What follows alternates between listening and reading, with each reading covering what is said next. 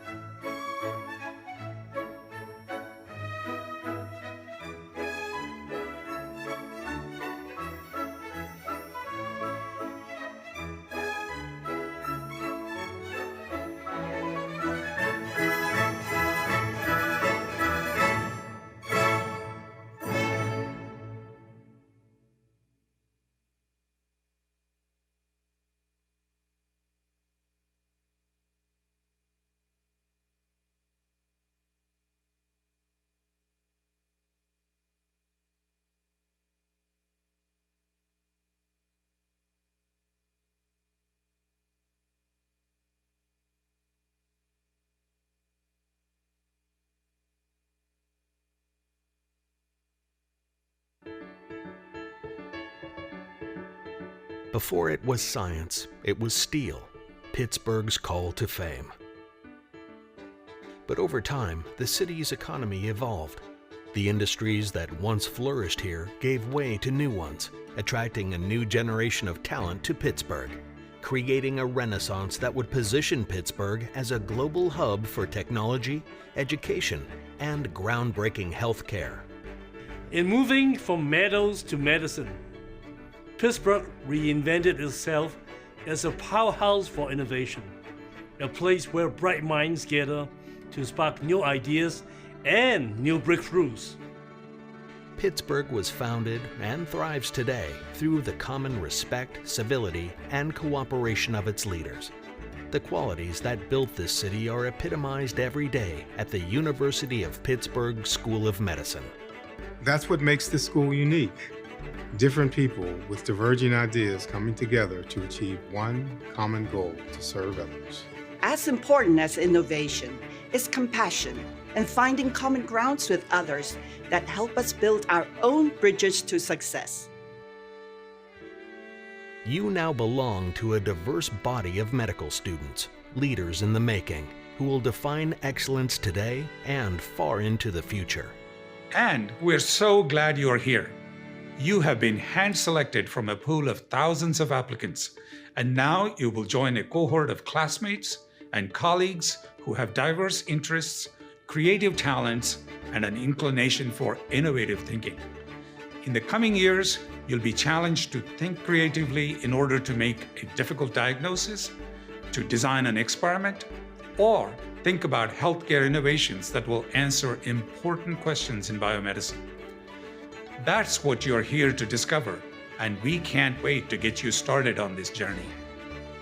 Over the next 4 years, you'll receive the absolute best clinical training, research opportunities, and educational experiences. You will leave fully equipped with the tools necessary to meet the challenges of practicing medicine in the 21st century. The clinicians and scientists you teach are also the ones writing the textbooks and publishing groundbreaking papers. It's a wonderful, supportive community to be a part of, and a place that feels like a small town and a big city at the same time. Pitt Med is a leader in academics, clinical care, and research. As students, we have so many opportunities for collaboration across the university, and the faculty is truly invested in our success.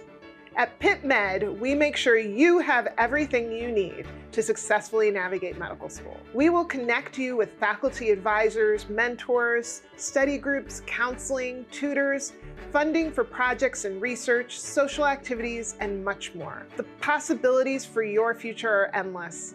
We'll help you explore every opportunity until you find the perfect fit and a perfect match. In addition to a world-class faculty committed to mentoring, you'll find a network of support not just in Pittsburgh, but globally through an elite group of medical alumni. Our alumni community is actively involved in our programs, continuously giving back and supporting current students. We, as part of the Medical Alumni Association, are here to help encourage successes and strengthen ties to Pitt Med students. Hail to Pitt! Pitt is a community dedicated to teaching, research, and public service, with a mission of leveraging knowledge for society's gain. It's a place where our community members accomplish great things every day, and I can't wait to watch you succeed at Pitt and go on to make a powerful and positive difference in this world. Developing the polio vaccine, laying the groundwork to the modern-day ICU, revolutionizing breast cancer treatment, conducting research that led to the first MRI, leading the way in organ transplantation. It all happened right here, but that's just the beginning. The future is now in your hands. Welcome to the School of Medicine. We're happy to have you here with us in Pittsburgh, and we're very excited to see what you're going to do next.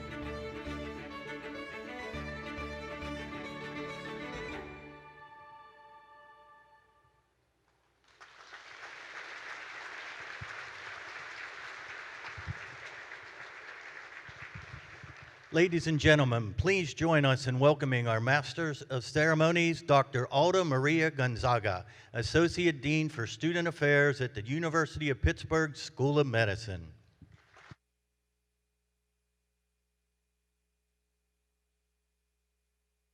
Welcome, Pitt Med Class of 2026.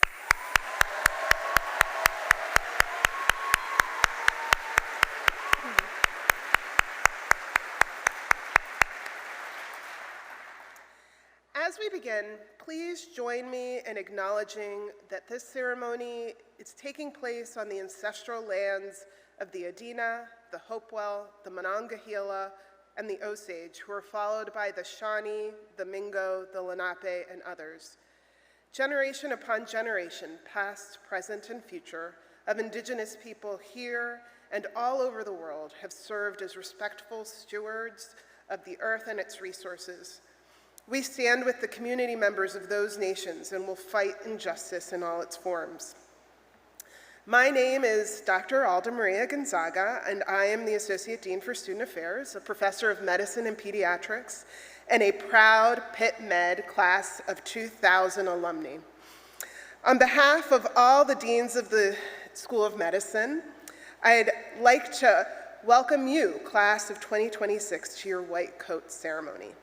And I'd like to extend a hearty welcome to your family and friends, both in attendance and supporting you remotely, who will be your ardent supporters throughout your medical school career. The vision for this event was developed by the late Dr. Freddie Fu and his wife, Hilda Peng Fu, in order to properly welcome you to Pittsburgh while giving you a taste of all the city has to offer. In addition to being a proud Pitt Med alum, Dr. Fu was a member of the Pitt Med faculty for over 3 decades.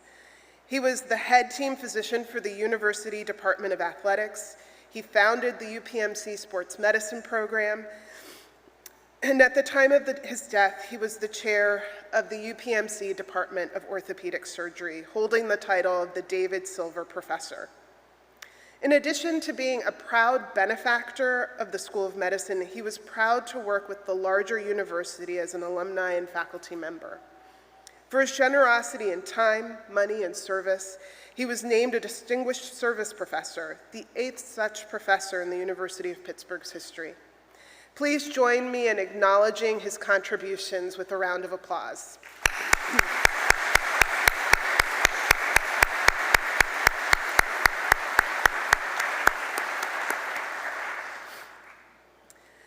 Students, as you may have gathered from the small group names during the class oath development process, we are very proud of our bridges here in the city of Pittsburgh.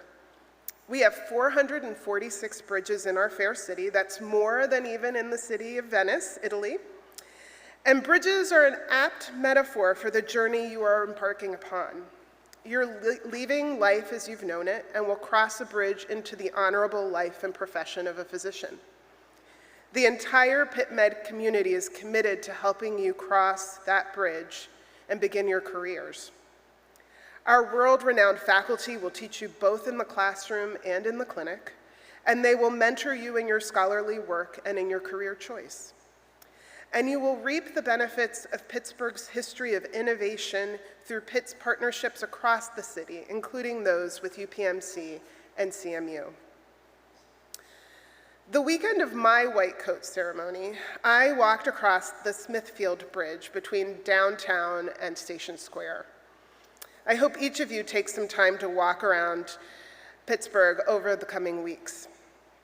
And if you do walk across one of our bridges, you'll notice that the bridges have grades. You start walking up the bridge to its peak and then walk back down. In the next few weeks, you'll notice that the beginning of medical school is quite similar to that grade at the beginning of a bridge. You're about to start 2 of the fastest paced years of learning you'll ever experience, and you will work hard to walk up that bridge. I want you to hold on to the image of the entire Pitt Med community, including all the faculty, staff, and alumni, lined up along the sides of those bridges, cheering you on, one at a time. We have no doubt that you will achieve great things. You are figuratively and probably literally in the best shape of your life.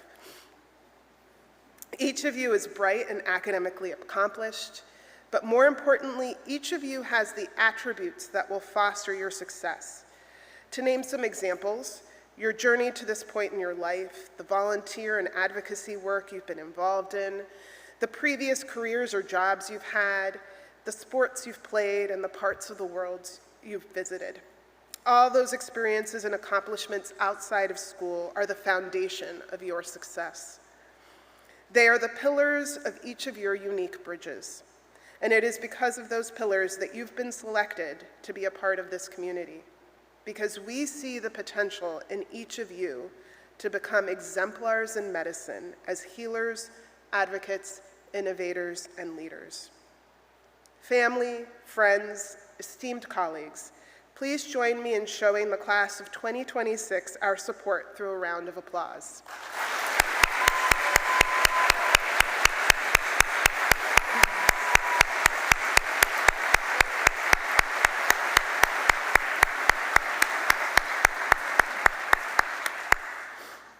It is now my great honor to introduce Dr. Anantha Shekhar, the Senior Vice Chancellor for the Health Sciences, the John and Gertrude Peterson Dean for the School of Medicine, and a Professor of Psychiatry at the University of Pittsburgh School of Medicine. A nationally recognized educator, researcher, and entrepreneur, he leads all 6 health sciences schools, frontrunners in their respective fields. Dr. Shekhar shapes the careers of more than 6,000 faculty and staff and the academic success of about 5,000 students annually. He works closely with UPMC to ensure that healthcare delivery, biomedical research, and education continue to flourish. Dr. Shekhar earned his medical degree at St. John's Medical College and a PhD in neuroscience at Indiana University. Please join me in welcoming Dr. Shekhar.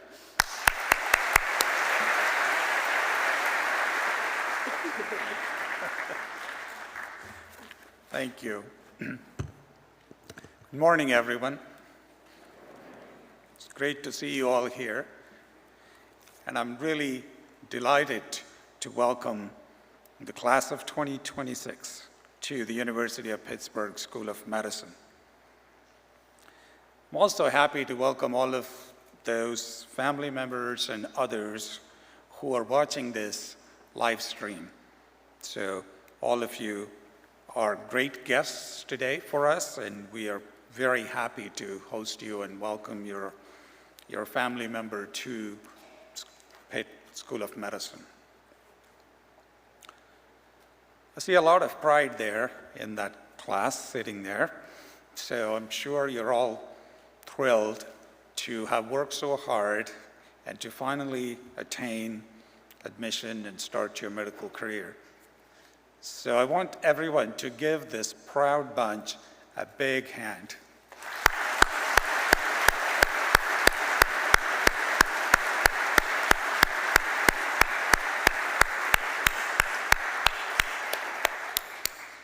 Thank you, and welcome. Now, the pride is not just in this section of the building. There's pride all around here, because I'm sure every one of you, family, friends, parents, spouses, are very proud of the class of 2026 accomplishments, to have made it and to have joined, and all their accomplishments academically and otherwise that qualified them to be admitted to Pitt Med. So I want you to give a big hand to all your proud supporters.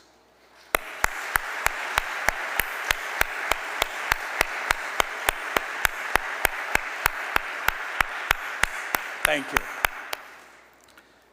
I want to begin by recognizing that this milestone event, the White Coat Ceremony, for the last 4 years, as mentioned by Dr. Gonzaga, has been sponsored and hosted by our Dr. Freddie Fu, our late Dr. Freddie Fu, and his wife, a Pitt alumna, Hilda Pan Fu, who you saw in the video, and their family. Dr. Fu, as you also heard, was the chair, a long-standing chair of our orthopedics department, and was sadly taken away by an untreatable disease from all of us last year. So this would be the first white coat ceremony that I think Freddie hasn't attended in decades. But we are going to celebrate that with him present in this building everywhere with us. I also want to thank Hilda, who has continued this, his wife, Hilda Fu, has continued this tradition and has now not only supported it, but is watching live stream. So wherever you are, Hilda, we are with you. Today is also a great starting point for all of you. And I want to welcome all of you to the Pitt Med family. Your path, if you're a student, to become a doctor and an alumni of our medical school. If you're a family member, to become part of the Pitt Med family, that you're going to be connected with us for the rest of your lives through our newsletters, through our connections with you, as well as many things that I hope you'll be proud of that are accomplished by our students and our medical faculty. Just a brief note about the white coat ceremony and what the white coat means to us here at Pitt Med. Through history, it's been really about a century of tradition that physicians have worn white coats as a symbol of their profession, as a symbol of their commitment to patient care, as a symbol of their commitment to just society. In fact, in the old days, they used to wear black coats because it was pretty messy practicing medicine. Well, surgeons were essentially in the same guild as butchers. So we would wear black coats then, but that's, over a century ago. Since then, especially since aseptic techniques and variety of positive things have happened in medicine, we now wear white coats.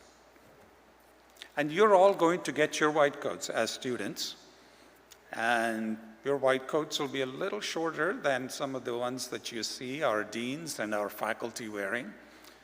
Just only means that you're still in the protective stage of getting into the medical profession. For the next 4 years, you will wear this coat as a symbol, not only of what you are preparing to become, but also what the profession expects from you and what the society expects from you. So think of this as your superhero costume. So what that means that you wear this, you are immediately sending out a message. The message is that I'm trying to be someone special, and I'm contributing to our society in a special way. I'm going to care for people, I'm going to do the right thing, and I'm going to be a healer, as we say. But like superheroes, the costume also provides you a lot of protection, which means that you are going to be privileged to access personal information about people. People are going to come and share their troubles with you, want you to solve their problems, whether it's a disease or whether it's a situation that needs intervention. So they're going to trust you like we trust our superheroes to do the right thing. So in some ways, this symbolizes both the unique privilege and power that you have, but also the unique responsibility that comes with that power. Kind of like Spider-Man, that's that same phrase. The other thing that it also symbolizes is that you're now part of our family. We're all here to support you. When you wear that coat, you become part of us. Your problems are our problems. Your challenges are our challenges. We are here to support you, to make you grow into a full-fledged physician and a healer, and anything that affects that in your career, in your life, we are here to listen and help. So you become part of this big Pitt Med family, and we love you from today on as a family member. And that's what also comes with this promise of the white coat. So your next 4 years are going to be quite challenging. You're going to have to learn and master a lot of material.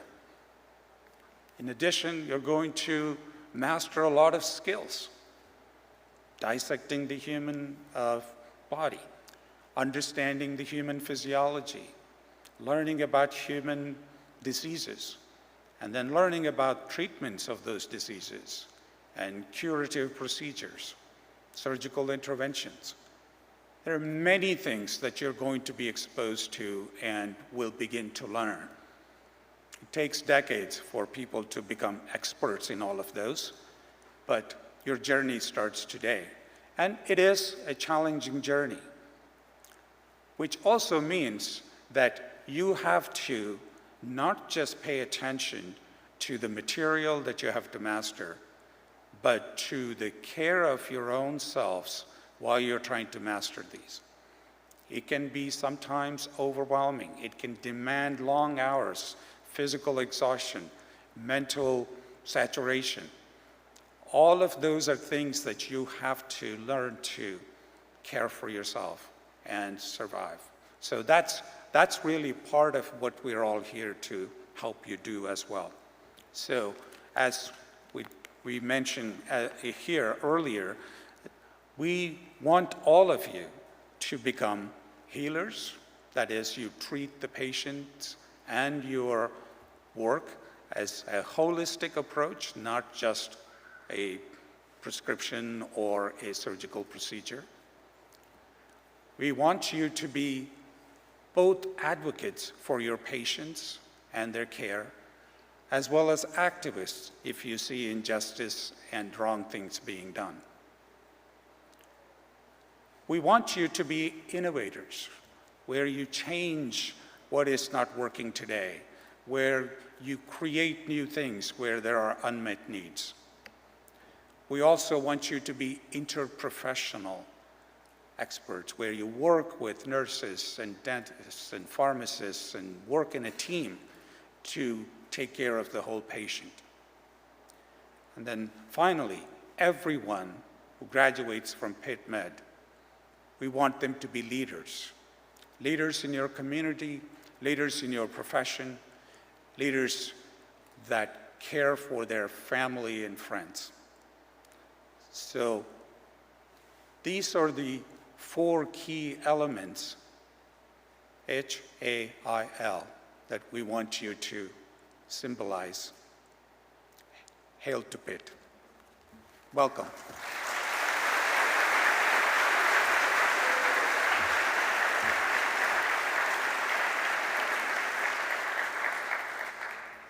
Thank you.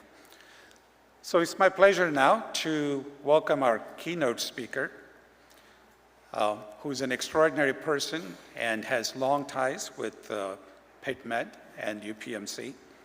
It's Dr. West. Dr. West is a board-certified orthopedic and sports medicine surgeon with over 20 years of clinical experience. She serves as the president of the musculoskeletal service line at Innova Health System, a large health system in Virginia and Washington, D.C. area.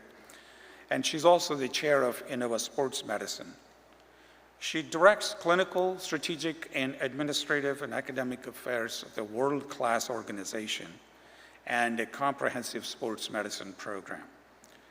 She currently serves as a lead physician for the Washington Nationals, a Major League Baseball team.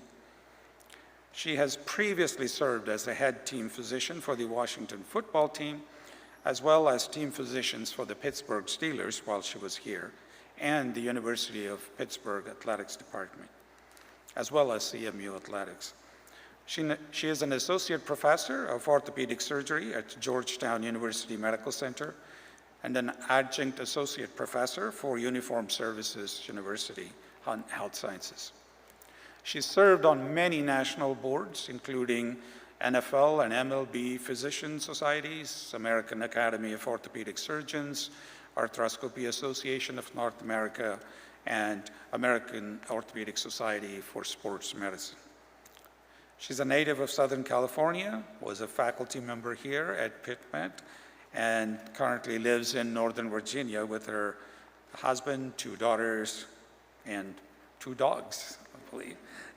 She's an outdoor enthusiast and enjoys competitive triathlons.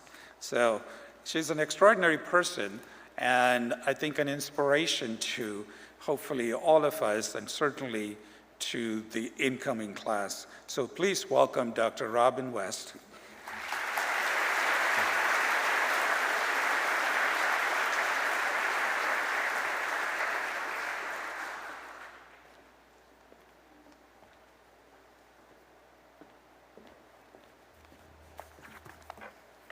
Good morning.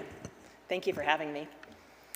So good morning, faculty, staff, guests, and most importantly, our incoming class of medical students. I'm humbled and honored to be here at the request of Hilda Fu, the wife of the late Dr. Freddie Fu. Unfortunately, most of you have not had the opportunity to meet Dr. Fu, the remarkable orthopedic surgeon and philanthropist who spent his entire career here at the University of Pittsburgh, inspiring so many people with his unparalleled vision, his energy, his passion, and his love of Pittsburgh and the university. I was Dr. Fu's orthopedic sports medicine fellow back in 2002. The following year, he hired me to be his partner, where I served as an associate professor and team physician at the University of Pittsburgh. And then I was also the team physician for Carnegie Mellon University and the Pittsburgh Steelers. After spending 12 years here in Pittsburgh, I was recruited to Inova Health System in Northern Virginia in 2014. To build their sports medicine program, as well as their service line, orthopedic service line across all 5 hospitals. I'm thrilled to still have the opportunity to be involved in medical education as an associate professor at Georgetown University, Walter Reed, and the University of Virginia, where I get to teach medical students, residents, and fellows. Dr. Fu taught me so much, not just about medicine and surgery, but about life, culture, and people. He always believed in seizing every opportunity. His zest for life was infectious. I try every day to live like him, with purpose, passion, and commitment. When I was first asked to speak at this white coat ceremony, I started to think about my first few days of medical school back in 1993, and I was unable to recall my own formal white coat ceremony. But I did remember taking the Hippocratic Oath at my commencement when I graduated from medical school, not at the beginning of medical school. So I was wondering, what's changed? When did these ceremonies begin, and when is the oath typically given? I started to research the history of the white coat ceremonies and the Hippocratic Oath. These ceremonies were created at Columbia University College of Physicians and Surgeons in 1993 by Dr. Arnold Gold, who was a pediatric neurologist, and did not really become universal until several years after that. Prior to the implementation of the white coat ceremony, medical students used to receive the Hippocratic Oath for the first time at commencement and not at the beginning of medical school. These white coat ceremonies marked a change in tradition, introducing students to the oath before first-year medical school. The change was intended to provide students with well-defined guidelines regarding the expectations and the responsibilities of the incoming medical students prior to their first day. The white coat ceremony has now extended across all schools of medicine, dentistry, pharmacy, osteopathic medicine, and nursing worldwide. The white coat ceremony is a rite of passage and is symbolic and a constant reminder of our professional duties to our patients and to our communities. In 2018, the white coat ceremony here at the University of Pittsburgh transformed from the traditional ceremony that was held at the medical school to a more visionary ceremony held here at Carnegie Music Hall. The renewed white coat ceremony showcases the city of Pittsburgh and immerses the incoming students in its cultural surroundings with live fine art performances. The idea of combining a traditional white coat ceremony with culture and community engagement originated with Dr. Fu and Hilda. It was with their generosity, along with the support of UPMC and the Medical Schools Alumni Association, that has led to this enlightened program. Even though I did not have a white coat ceremony myself, I remember my first day of medical school like it was yesterday. There was so much vitality as I walked through the courtyard and into the front door. There were all these young minds thirsty for knowledge. It was so exhilarating. We were all eager to embark on this unknown journey to reach this pinnacle that many of us had dreamed about since we were young children. Yet other students in my class had not necessarily dreamt their whole lives about being a physician. Some had decided to go to medical school years after graduating from college, and others had initially chosen different professions altogether, and then pivoted when they realized it was their passion to be a physician.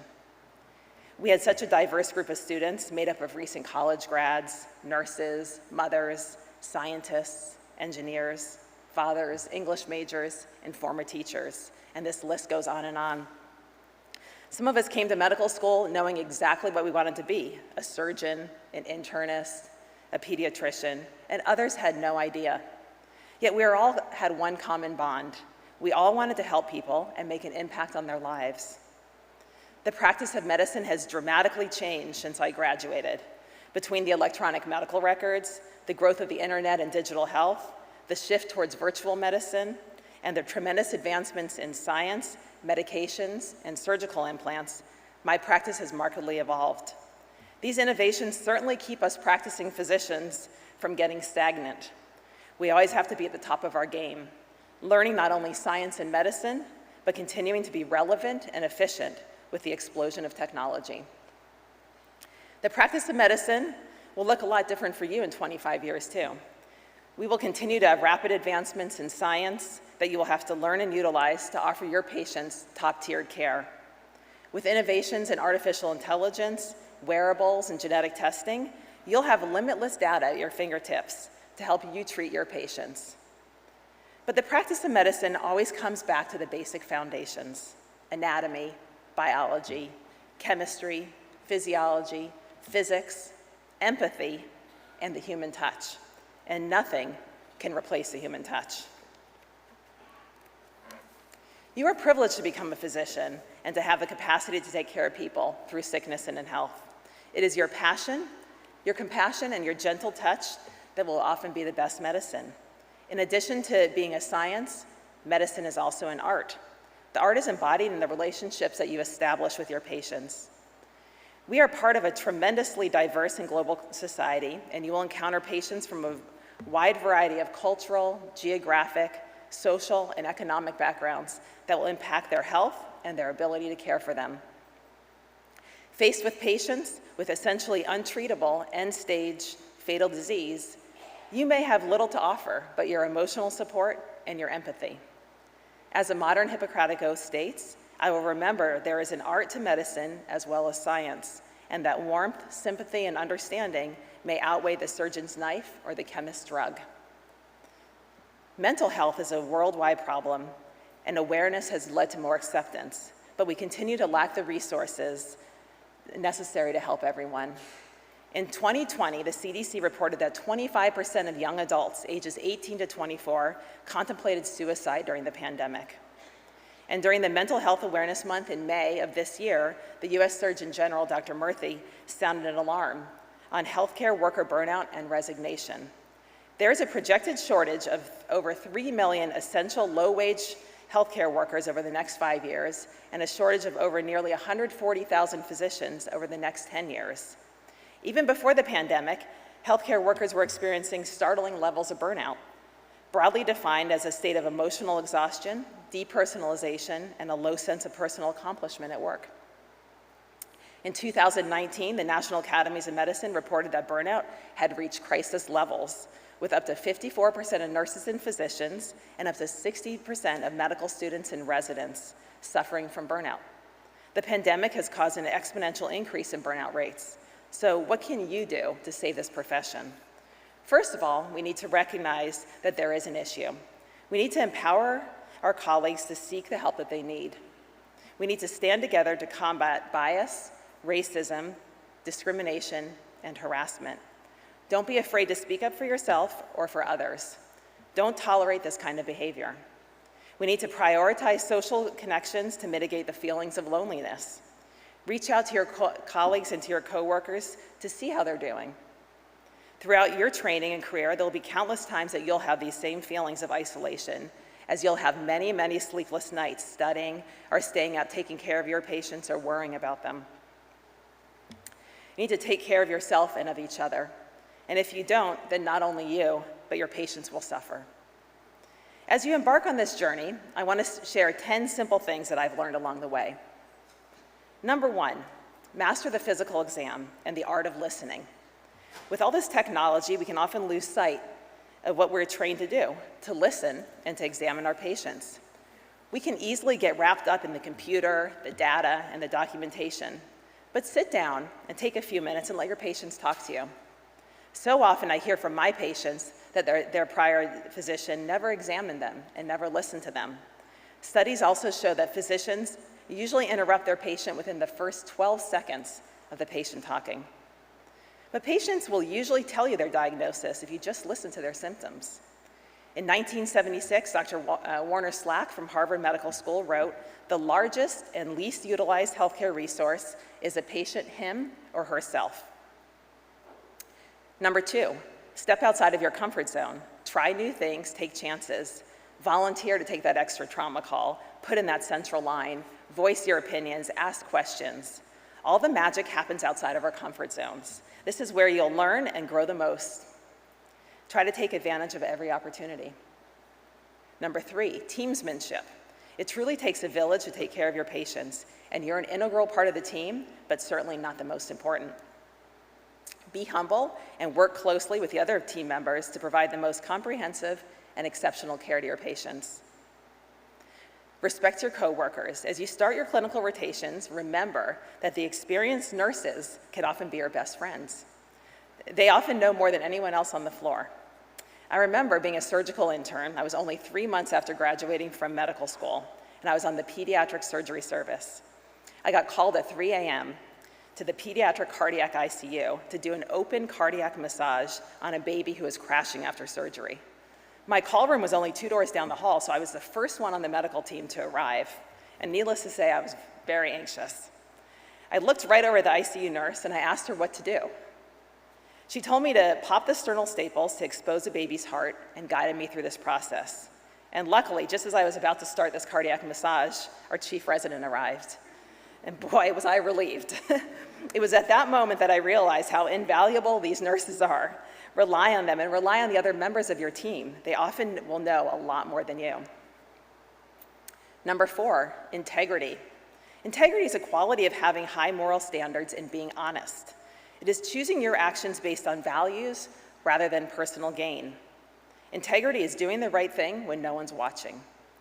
Do not compromise. Speak up if you see something incorrect or fraudulent. Honest mistakes can happen anywhere, even when treating patients, and you can save someone's life just by speaking up. Remember that it is our honor to serve our patients. Always do what you think is right.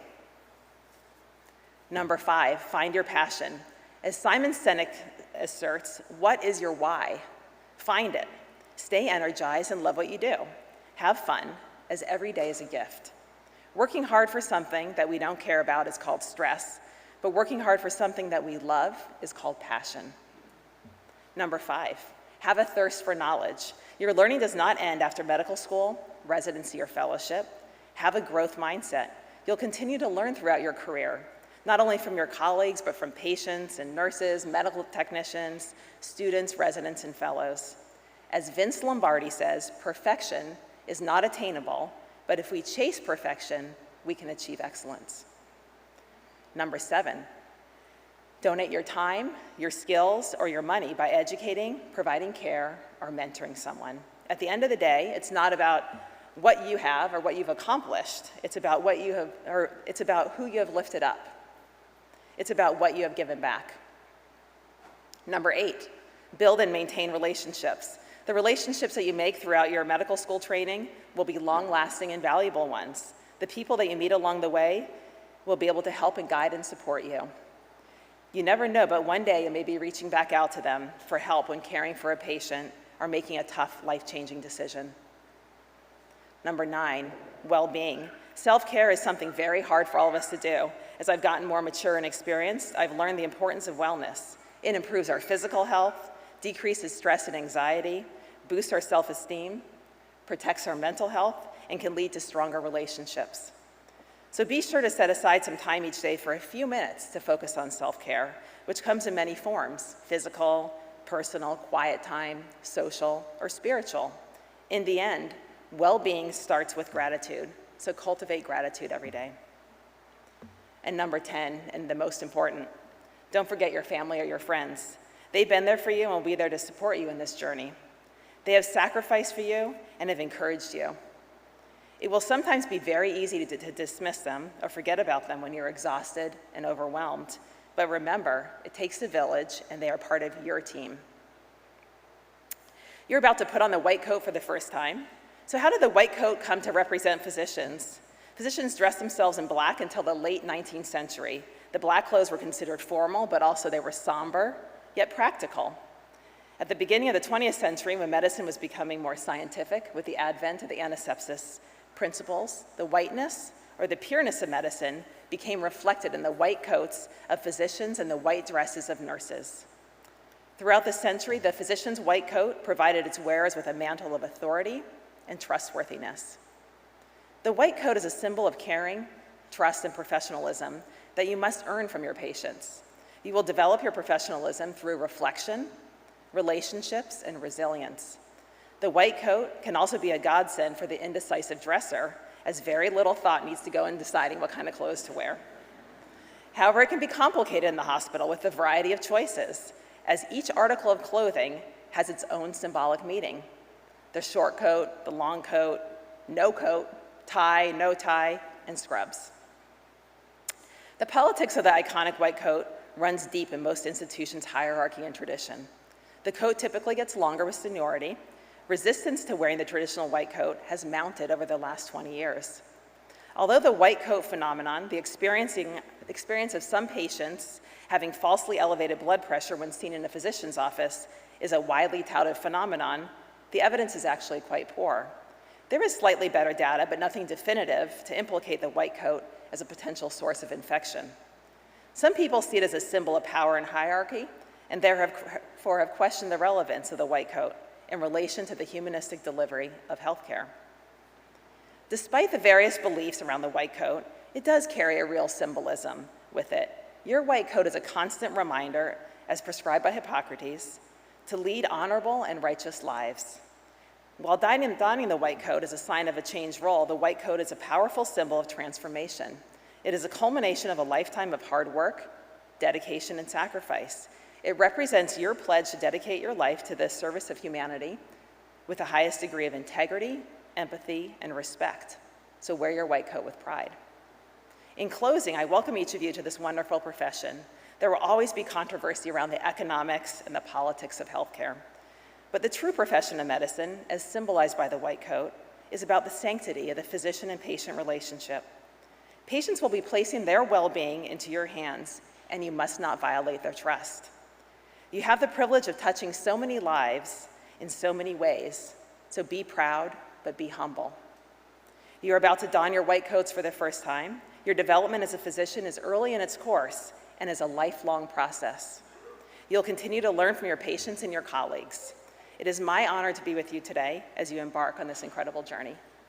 Thank you.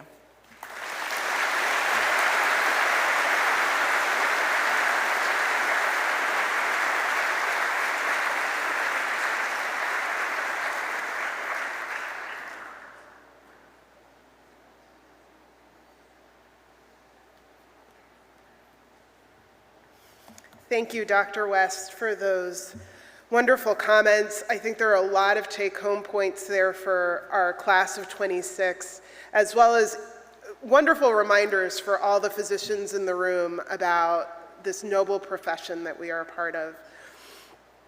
I'd now like to invite our faculty coders, Dr. Ankur Doshi, Dr. David Mitro, Dr. Jack Smith, and Dr. Robin West, to join us on stage. Before we begin the coding portion of the ceremony, I'd like to welcome Irene Cheng, Ali Lee, Andrew Wicksberg, and Christina Yoder, all members of the Pittsburgh Symphony Orchestra, who will be playing a selection from Mozart's Divertimento in D major.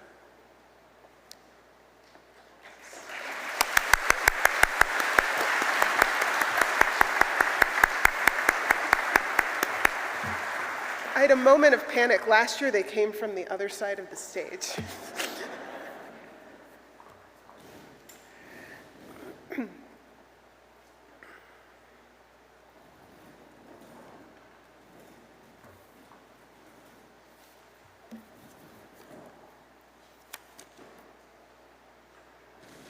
Oh, and as they're setting up a correction, they're playing Bach's Brandenburg Concerto No. 3.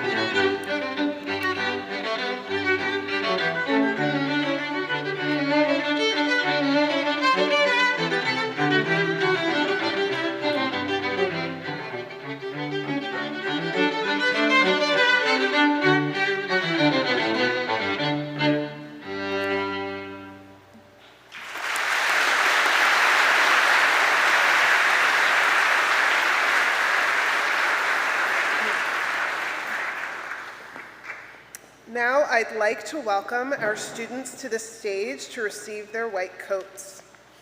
As the students come up, I'd like them to hold in their minds Dr. Shaker's remarks about the significance of the white coat.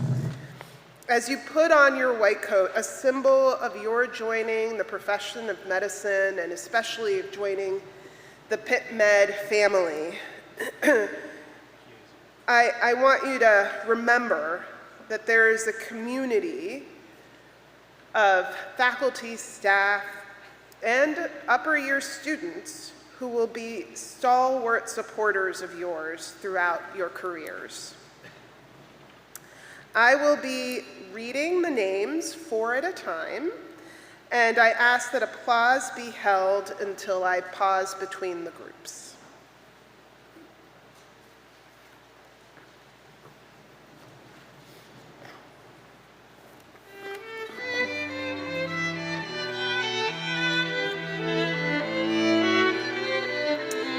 Samuel Adida, Felix Ago, Semi Ahmad, Rajan Alugar.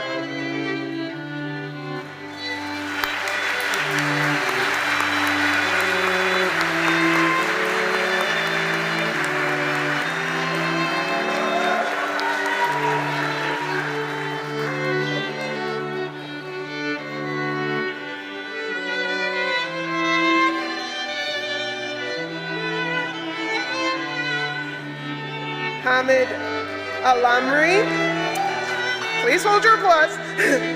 Maya Albanowski, Nicole Allendogan, Nithya Anantharaman.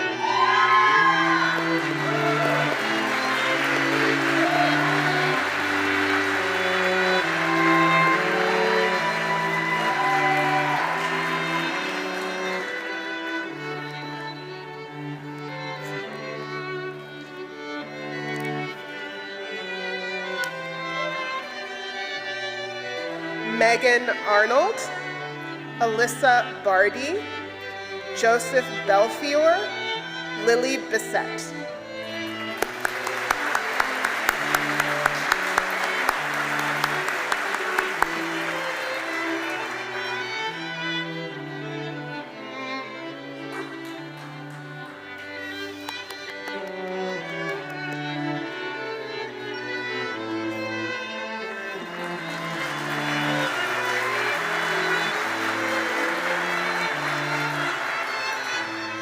Morgan Bolger, Brianna Brooks, Sabrina Bruno, Emma Bryant.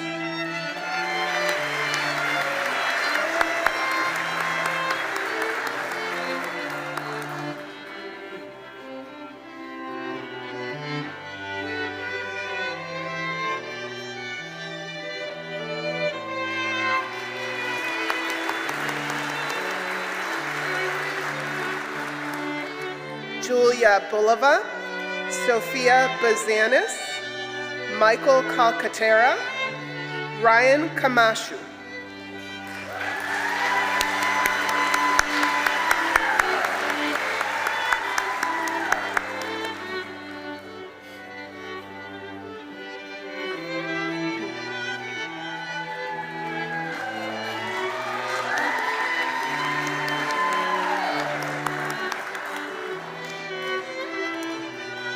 Sarah Tao, Luke Carlson, Isabel Corelli, Selena Chang.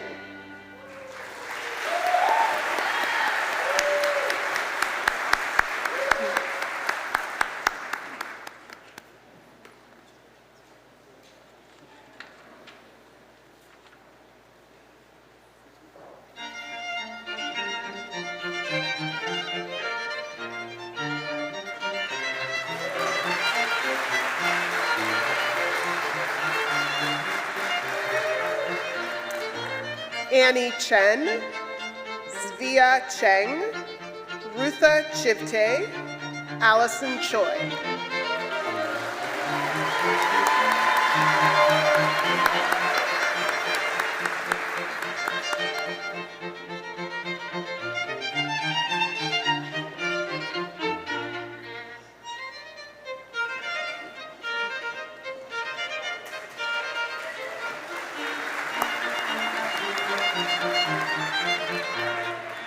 Courtney Clark, Alicia Cole, Carlos Cosme, Onaje Cunningham.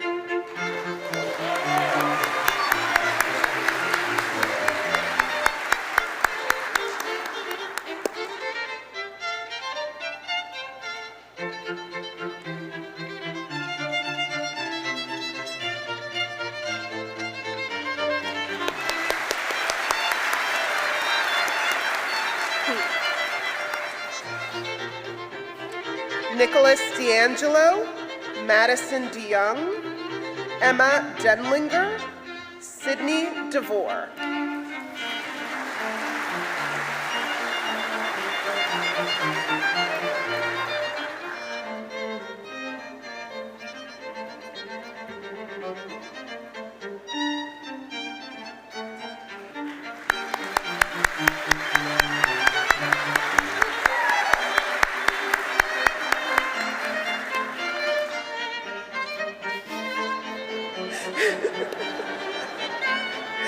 Renata DiDonato, John Donahue, William Dissett, Catherine Dew.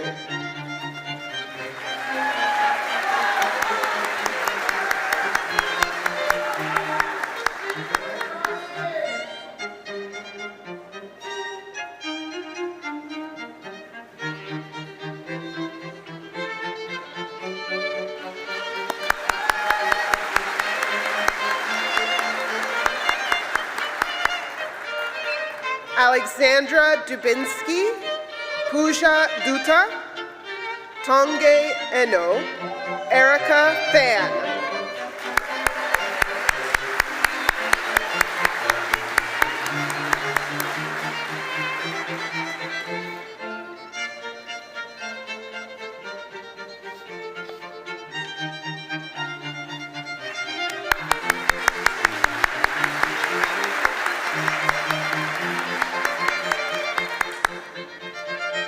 Gabriella Fisserai Garland, Haley Fitzgerald, Rochelle Fletcher, Fidelia Gaba.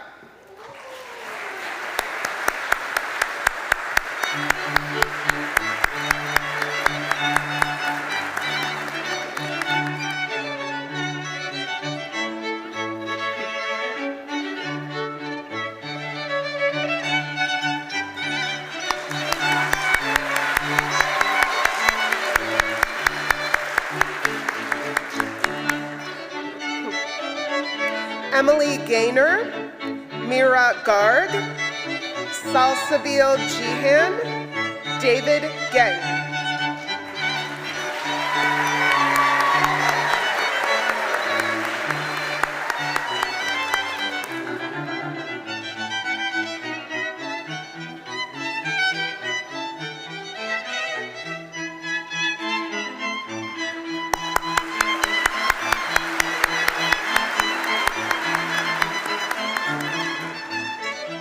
Ryan Gilbert, Nicole Goldschmidt, Christian Gonzalez, Peyton Groves.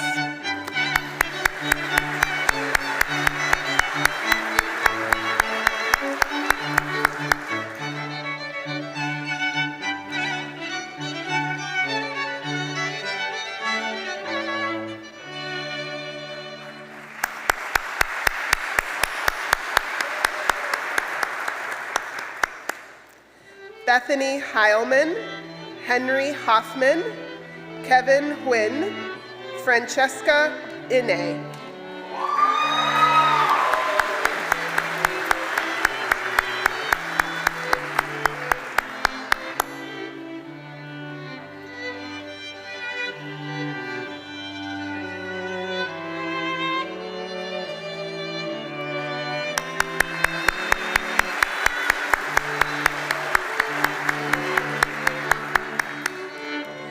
Nidhi Ayana, Sanathan Iyer, Alan Jacobson, Juliet Gerald.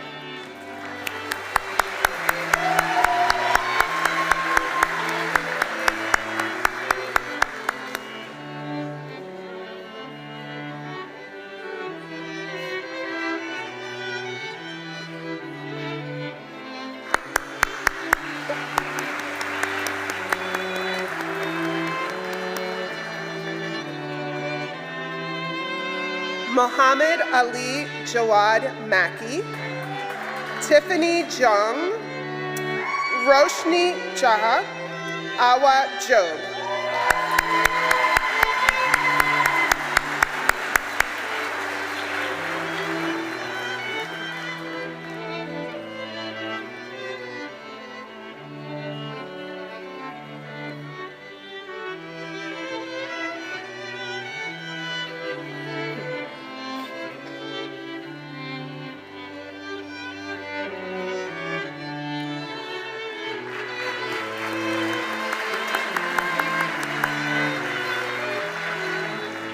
Ananya Kapoor, Caroline Karnish, Christopher Keenan, Faith Kehendi.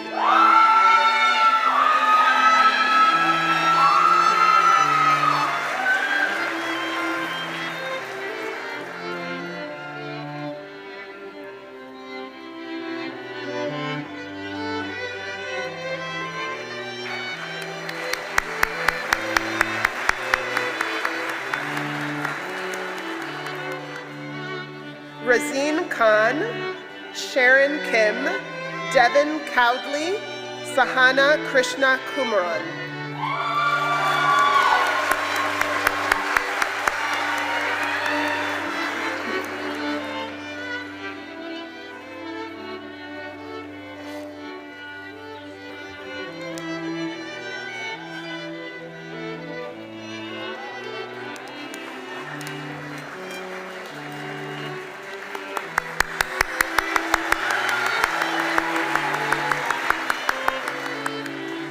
Shreya Kudaravali, Sol Labruna, Allison Lee, Danica Lee.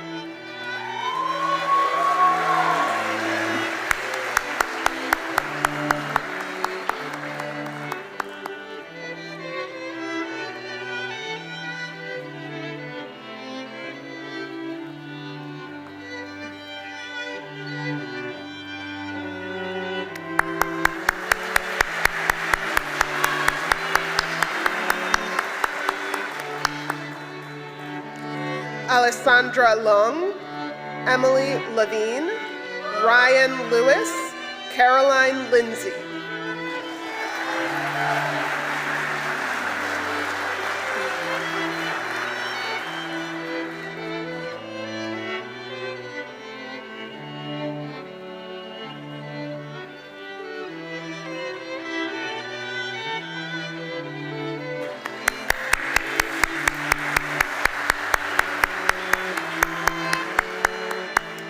Hillary Liu, Shirley Liu, Natasha Mayer, Madison McDougall.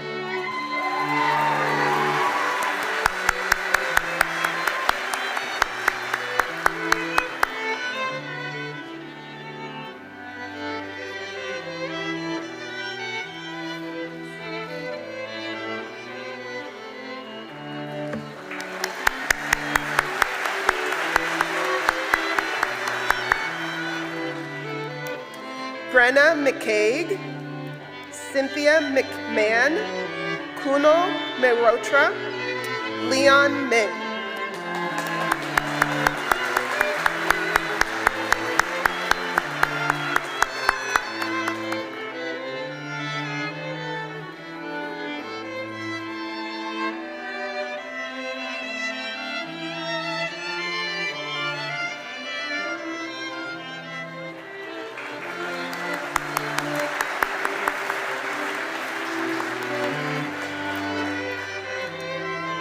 Kaylee Murday, Emily Neal, Isabel Neckerman, Tian Nguyen.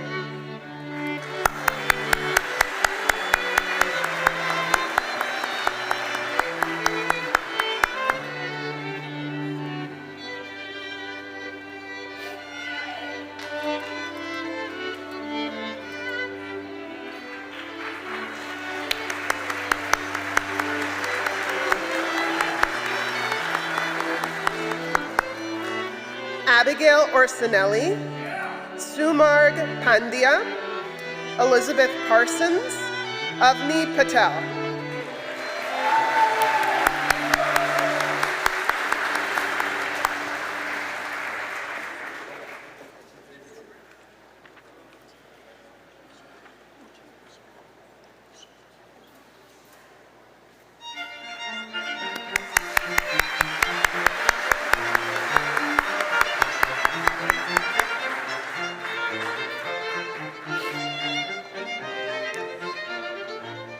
Revathi Pillai, Ian Pollack, Elena Puccio, Aman Raman.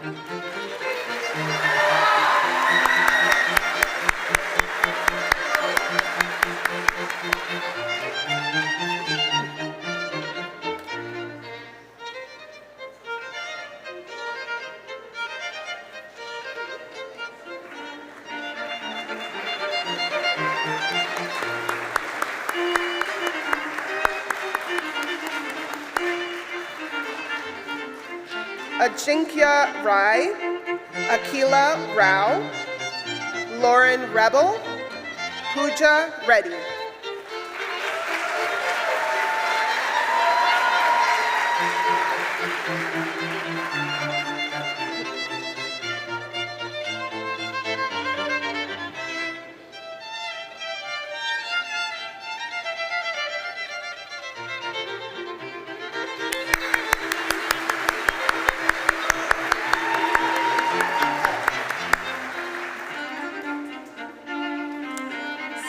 Spencer Regelson, Nathaniel Rodriguez Ortiz, Thomas Rubino, Isabela Salas Allende.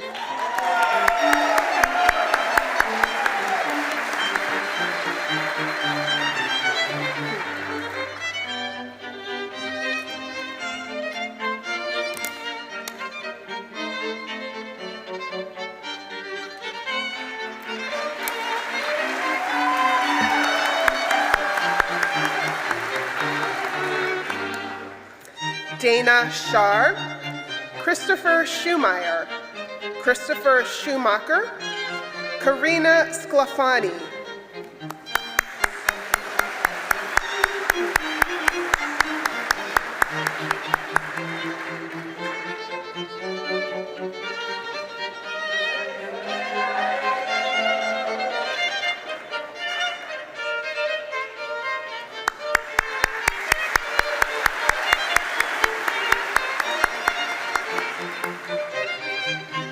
Varusha Shah, Regan Shanahan, Naomi Shin, Joseph Shin. Thank you.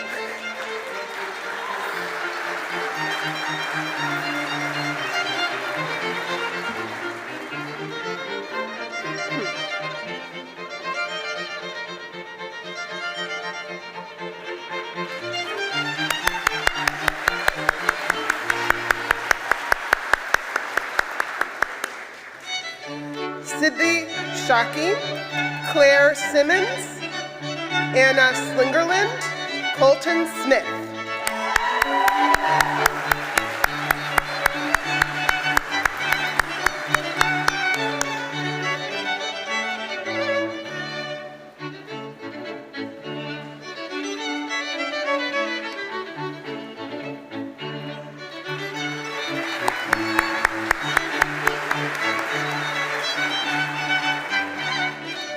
Cameron Soldozy, Kayla Stanley, Sarah Suchko, Tracy Swan.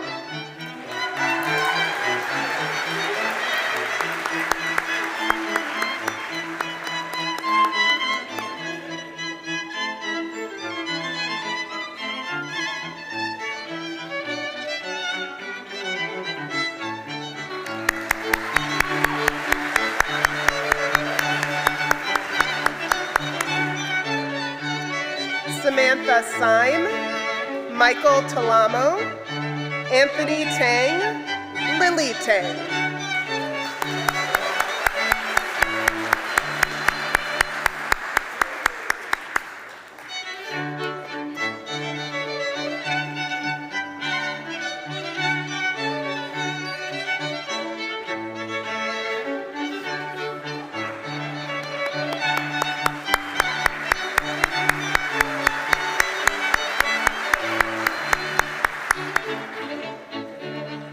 Suchait Towery, Kwajo Tuku, Marissa Tramogli Barkowski, Alexandria Cho.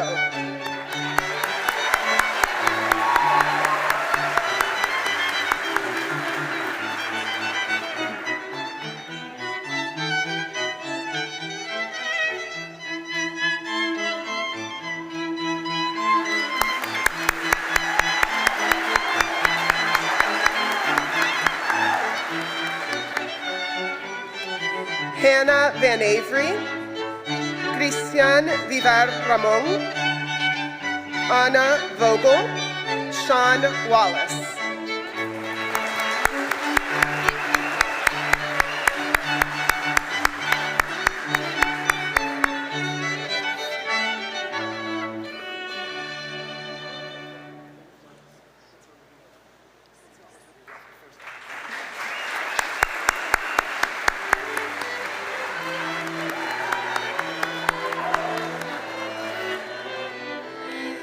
Vivian Wong, Evan Washington, Jack Waters, Christina White.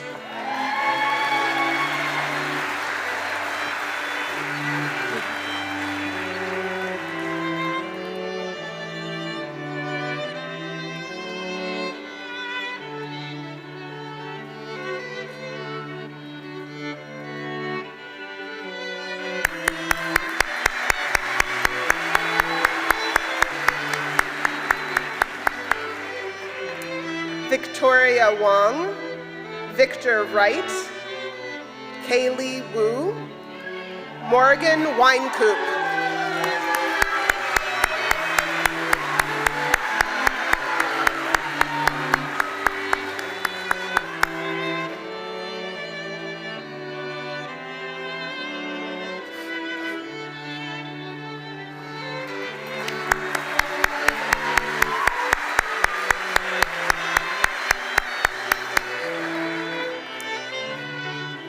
Shiva Yagobian, Samir Yelopragada, Amy Yu, Lauren Yu.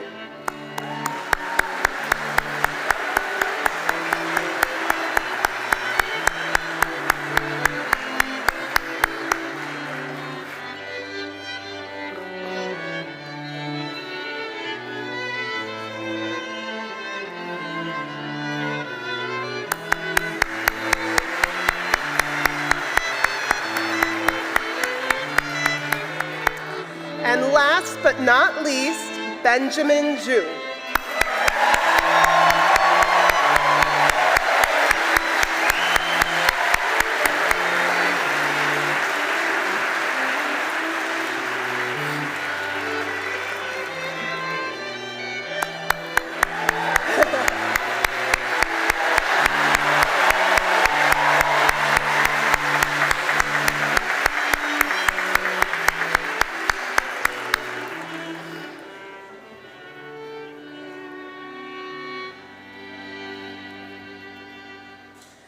Please join me in thanking our Pittsburgh Symphony Orchestra String Quartet for their accompaniment.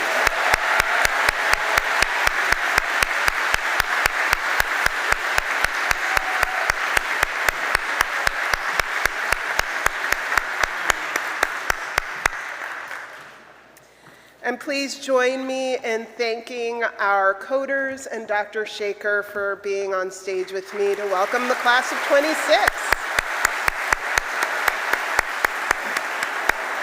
Okay, my husband wants a selfie. Everybody smile. You can return to your seats. Or this way.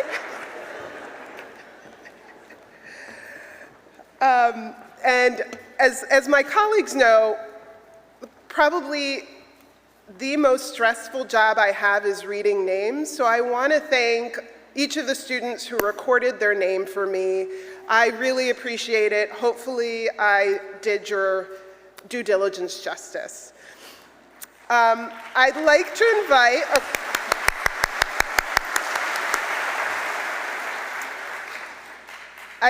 invite Dr. Chenitz Pettigrew, our Associate Dean for Diversity, Equity, and Inclusion, to the podium. He will now tell you about our new tradition within the School of Medicine, the Oath of Professionalism.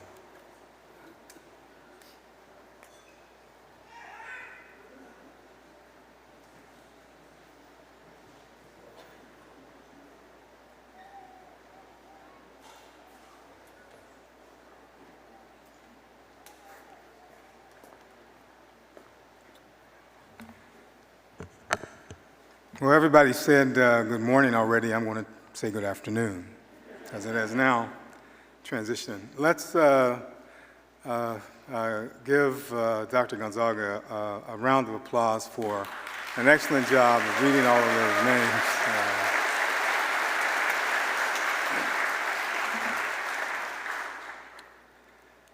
And before I go on, I want to also acknowledge my partner in this process of oath writing, and that's Dr. Susan Templer, who's back there. You will see her often in the coming week.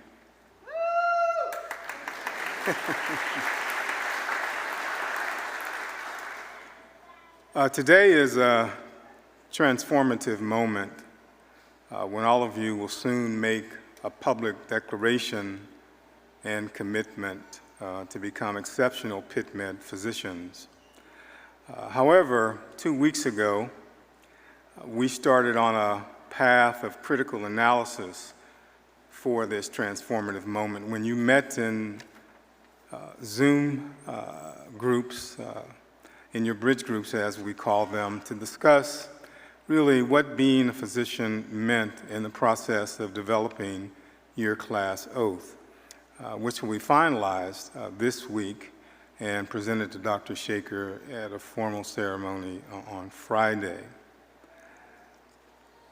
Today will really further inform your work as you really work on this very important Pitt Med tradition.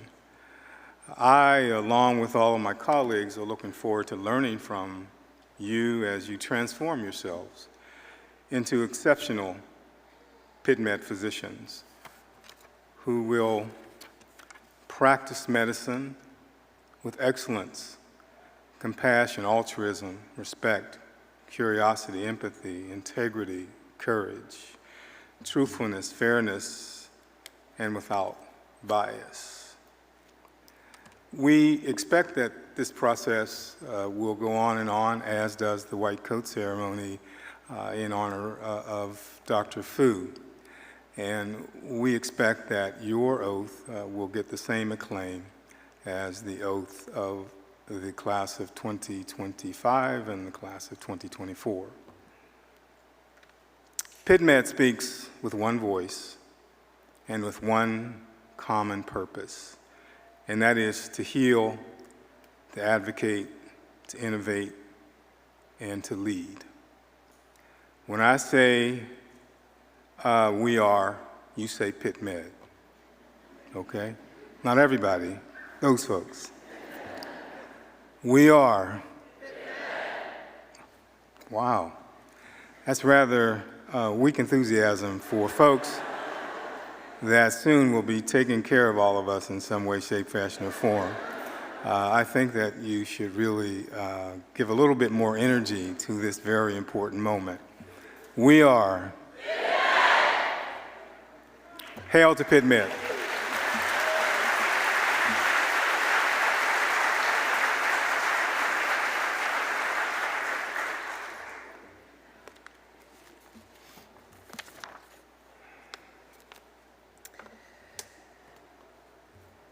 While Dr. Fu's prolific research and practice focused on anterior cruciate ligament reconstruction, which is a type of knee surgery, he was a champion in other ways. He developed one of the most ethnically and gender diverse academic and clinical departments in our country.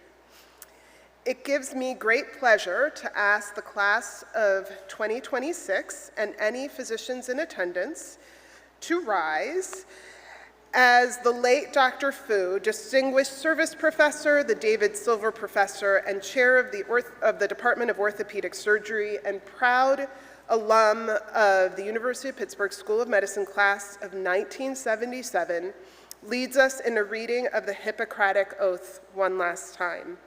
The oath will be displayed on screen. I invite you all to read aloud.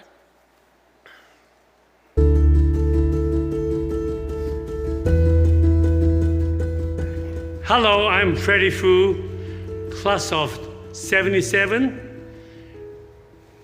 Welcome all of you. Now you have the white coat. This is our time to recite the Hippocratic Oath all together. Are you ready?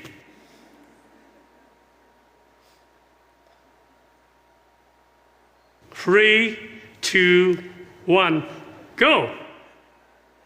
I do solemnly swear by whatever each of us holds most sacred, that I will be loyal to the profession of medicine and just and generous to its members, that I will lead my life and practice my art in uprightness and honor, that into whatsoever house I shall enter, it shall be the good of the sick to the utmost of my power, by holding myself far aloof from wrong, from corruption, from the tempting of others to vice, that I will exercise my arts solely for the cure for my patients, and will give no drug, perform no operation for a criminal purpose, even if solicited, far less suggested it. That whatsoever I shall see or hear of the lives of my patients, which is not fitting to be spoken, I will invariably be secret. These things do I swear. Let each of us bow the head in sign of acquiescence.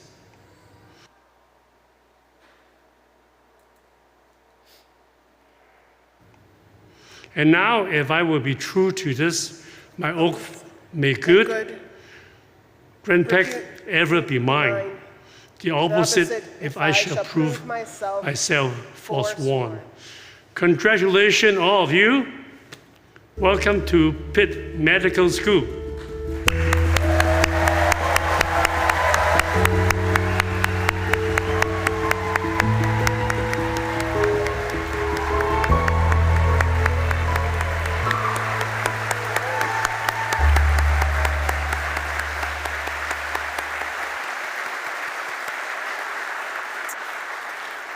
I invite you all to be seated, please.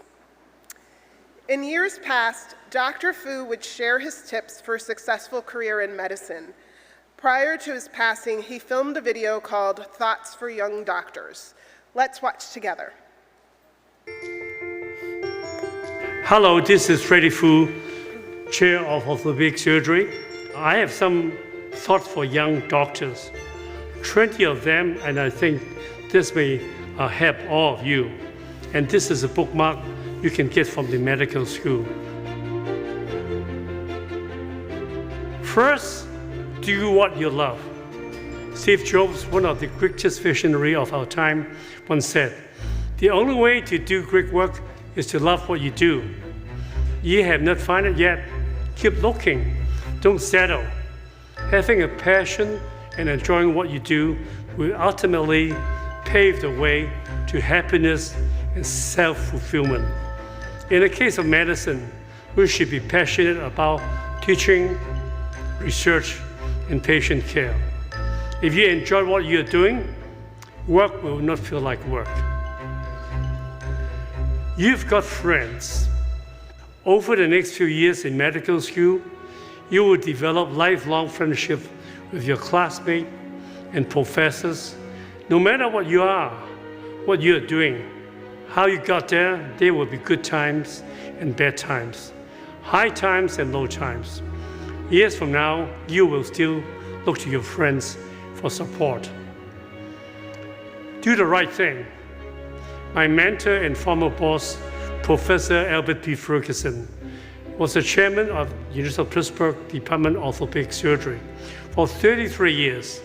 Always said, just do the right thing. Take good care of your patients, and they will take good care of you. It sounds like a simple concept, but yet in reality, this is not simple. Doing the right thing is a summation of everything you have learned throughout your life and training. Every decision you make should be for the betterment of the patients. Credibility and integrity. As a medical profession, you have already credibility in the public eye. Upholding this credibility requires you to maintain integrity and be free of conflict. This is not a simple task. You must first do no harm and give your best to the patient. Patient first. To quote Albert Einstein, only a life lived for others is a life worthwhile. In the field of medicine, the patient should be first, second, and third. Home sweet home. Home is the most important base you will have. You will never replace your family. Remember all the birthdays, anniversaries, and school events. Spend time with them. That should always be a number one in your book.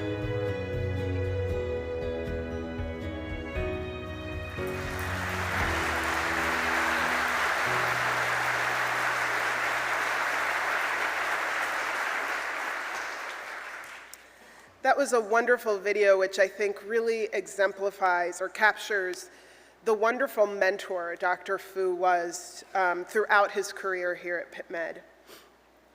I'd now like to invite Dr. Jack Smith to join me on stage, where he will introduce a special pinning ceremony using the Freddie Fu lapel pin the students received. Dr. Jack Smith earned his bachelor's degree in biology in 1969 and a medical degree from Pitt in 1973, and did his general and orthopedic surgery training at UPMC from 1973 to 1978. His wife, Georgia, who is with us today as well, earned her bachelor's degree in sociology in 1970. Proud of his hometown, Jack has spent his entire career in Greensburg, first in private practice and later as chair of orthopedics at Excella Health Orthopedics and Sports Medicine. Georgia worked alongside her husband and retired as treasurer from Jack's private practice.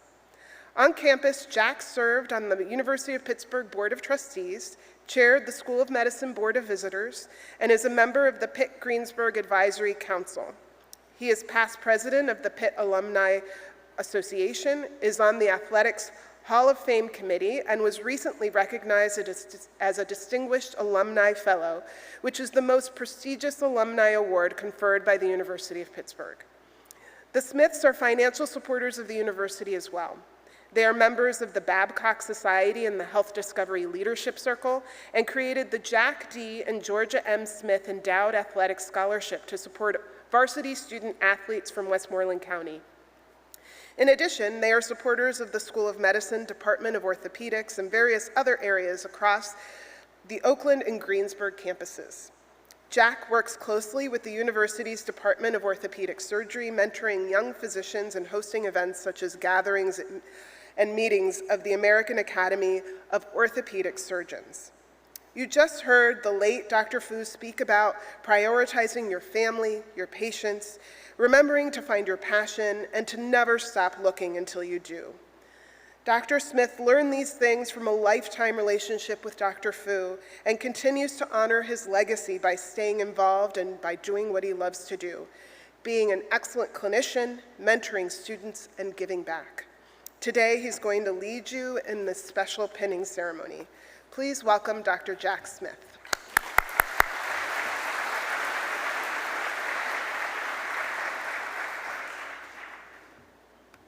Thank you. That's a tough act to follow with Freddie with the bookmark. I was chief resident when Freddie came in as a junior resident, so my friendship with him goes back over 45 years.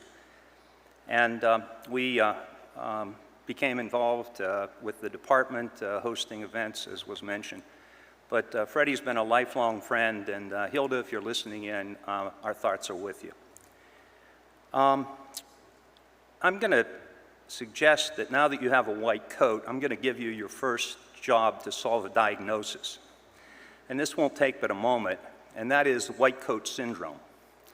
For those of you who don't know, there is such a thing as white coat syndrome, and you'll see patients that become very anxious when a physician or a student, a physician walks into the room. And how to solve that was alluded to by Freddie in his remarks, with trying to be compassionate to the patient, trying to be concerned and show concern. And if you don't know an answer to a problem, don't be afraid to say, I don't know, but I'll find out for you as you move through this journey. I'm excited for you as you embark on this journey. It doesn't seem that long ago that I started my journey in medicine, and those things have held me in good stead over the years. Freddie mentioned Dr. Albert Ferguson, who was my mentor as well as his, and one of his things was always do the right thing.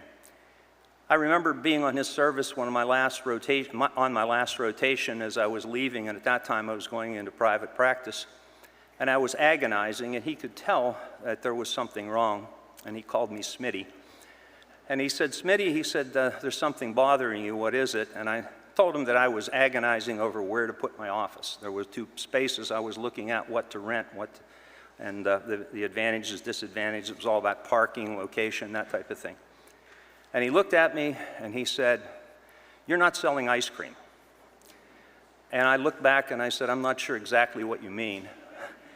Actually, I have a little investment in an ice cream business in Florida now. So I am selling ice cream. But Freddie, or Ferg rather, excuse me, said, you know, if you take care of your patients, you make yourself available, you work hard, you show compassion, and all the other themes that you've heard here, everything else will take care of itself. It doesn't matter where you practice or how you do it, but if those things come through loud and clear to a patient, everything else will take care of itself. So that would be the message I would leave with you. The other thing would be to, and it was mentioned a couple times, find something that really appeals to you. I certainly never thought that I was going to be an orthopedic surgeon. I was interested in internal medicine, but I really, actually at the time in an intern year, figured out that I wanted to go into a surgical field, and orthopedics was it. So keep your eyes open. There's things that will appeal to you and you will be stimulated by, and never dreamed that that's where you would end up. So it's one of my pleasures now. I think each of you has been given a Freddie Fu pin with the FF on it. Freddie is team physician for all the Pitt sports teams. All the teams wear this pin or a emblem on their uniforms, sneakers, and so forth. And so if you would kindly put that onto your lapel at this point, in honor of my good friend, the benefactor of this wonderful ceremony, and in memory of a great person for the city of Pittsburgh. Thank you.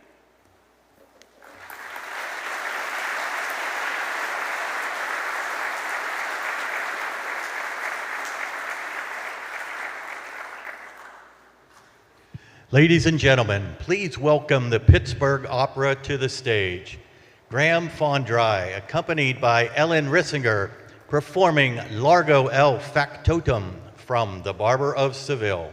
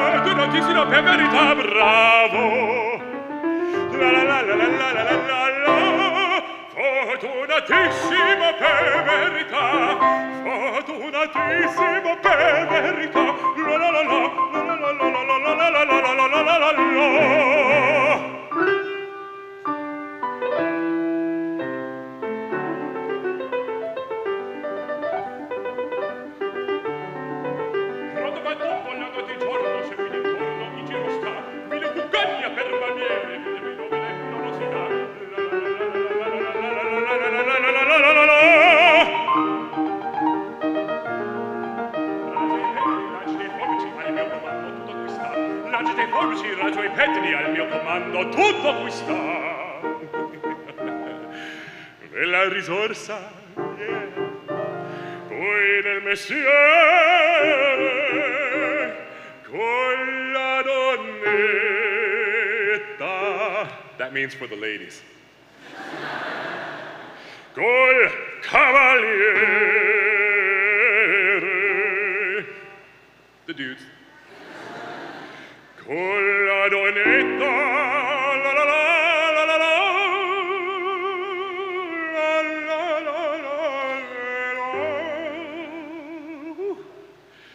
Col cavaliere, la la la la la la la la la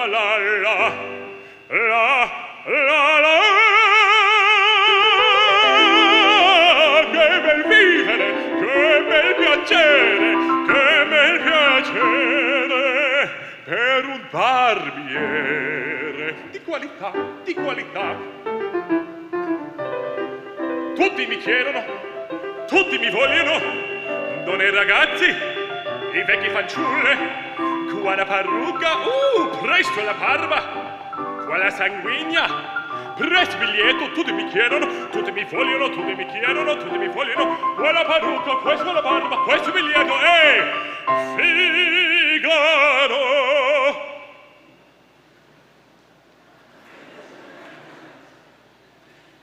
Figaro! Is there a doctor in the house? Figaro! Figaro! Figaro! Thank you. Figaro! Figaro! Figaro! Oimè, oimè, che furia, oimè, che folla, uno alla volta, per carità, per carità, per carità, uno alla volta, uno alla volta, uno alla volta, per carità.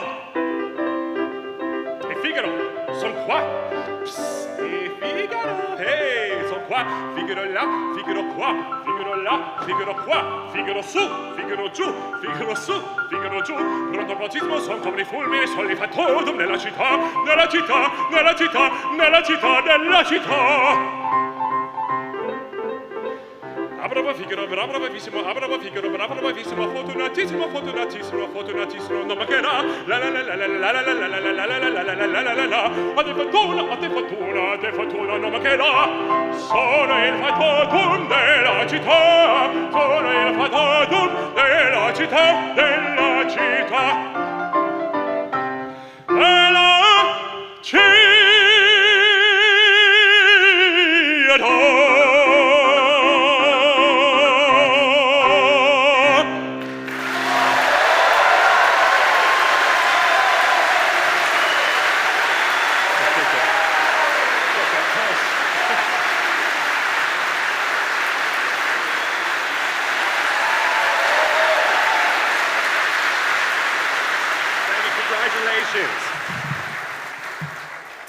Please join me in another round of applause for Mr. Fandry and Ms. Risinger for that entertaining performance.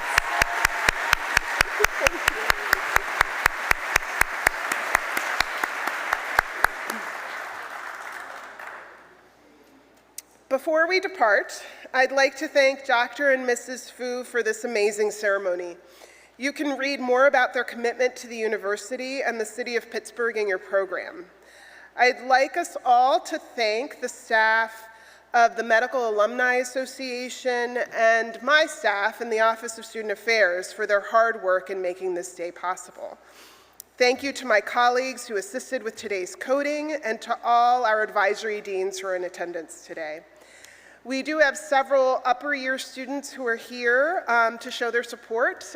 You may meet them during the reception. Please thank them for being here. Immediately following the ceremony, we hope you'll join us in the foyer to mingle among your classmates. Each student is asked to take a goodie bag on your way out. It contains special welcome gifts from the Medical Alumni Association. Dr. Shaker has a few closing comments. Thank you. Thank you. Stay. So thank you all. This has been a great morning and great couple of hours spending with all of you. First, I want to congratulate Alda for the wonderful performances as well as the whole ceremony that we conducted today. Being this is her only second year, she's doing pretty well, don't you think?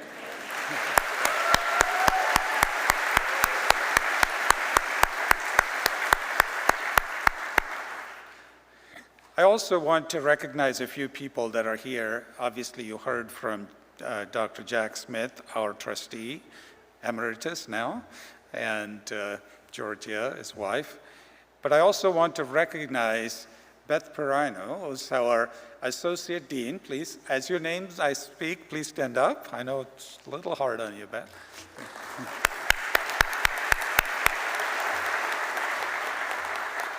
Dr. Perino is the Associate Dean for Admissions, and she and her team are responsible for all of you being here.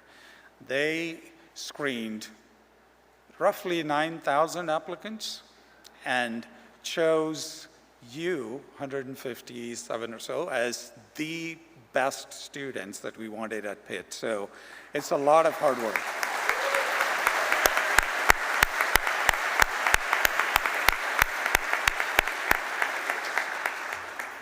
The other person that you will also meet and should meet, I'm going to ask her to stand up, is our Vice Dean, Ann Thompson.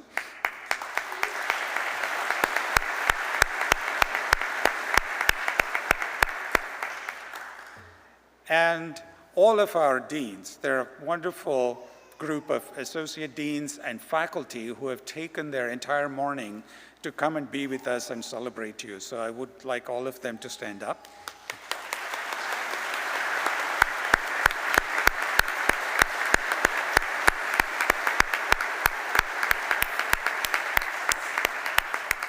Thank you for all that hard work you do. And then finally, from the development office, I'd like Alex and Mike LaFranchi, Alex Rigby, who really coordinate all of this activity.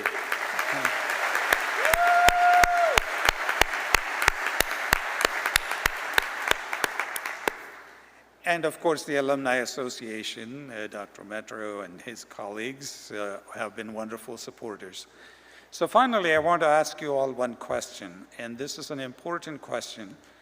And then I'll acknowledge the person who makes me stand up here and do all the right things, my wife, Gina Late.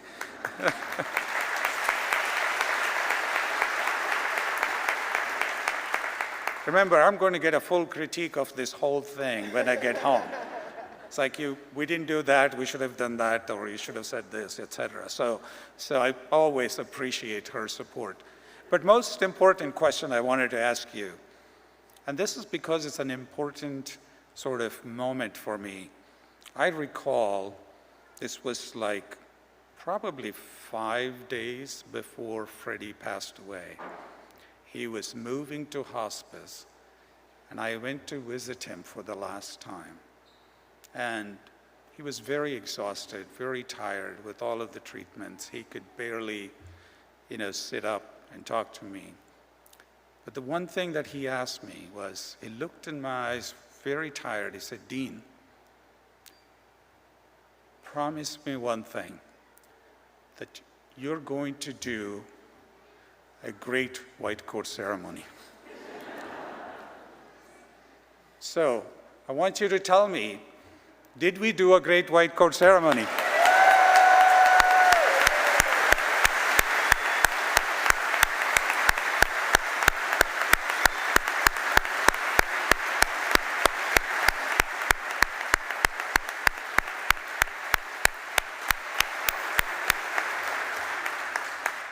Thank you and welcome. Thank you, Dean Shaker. All right, home stretch. Welcome to the Profession of Medicine class of 2026. Remember that your white coat is a symbol of you now being members of this most noble profession. and of the Pitt Med family. Pitt Med makes outstanding physicians, and each of you will be no exception, but rather, each of you will be exceptional. Remember, you have a ginormous cheering squad, a deep pool of coaches, and countless mentors waiting to work with you. And now, without further ado, it is my great honor and privilege to present the University of Pittsburgh School of Medicine class of 2026.